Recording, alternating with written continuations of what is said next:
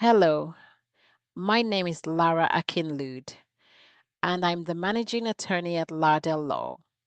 If you currently hold an E-2 visa or you're considering applying for one, there's a question I hear all the time, and it usually comes with a lot of anxiety. Do I have to leave the United States when my E-2 visa ends? Today, I want to give you a clear, honest legal answer, not assumptions, not online myths, and not immigration rumors. The short answer is it depends on your status, your timing, and what you do next. And this is where many E2 investors get confused because people often mix up visa validity, status, and authorized stay, which are not the same thing. One, visa expiration versus immigration status. First, let's clarify something important. Your E2 visa, the one in your passport, controls entry into the United States. Your E2 status controls how long you're allowed to remain in the US. You can still be lawfully present in the US even if your visa stamp has expired, but your E2 status has not. This is very common for E2 investors already inside the US.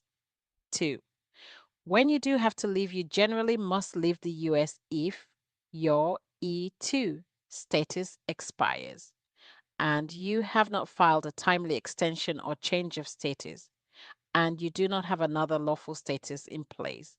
At that point, remaining in the US could lead to overstay issues, which can affect future visas. Timing matters, and late action is one of the biggest mistakes we see.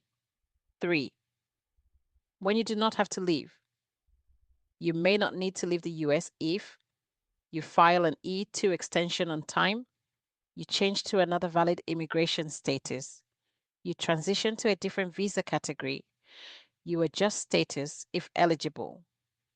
In many cases, investors can remain in the US legally while an application is pending, as long as it was properly filed before status expiration. This is why planning ahead is essential. Four, the intent to depart still matters. Even though E2 is a non immigrant visa, it allows for renewals, sometimes for many years.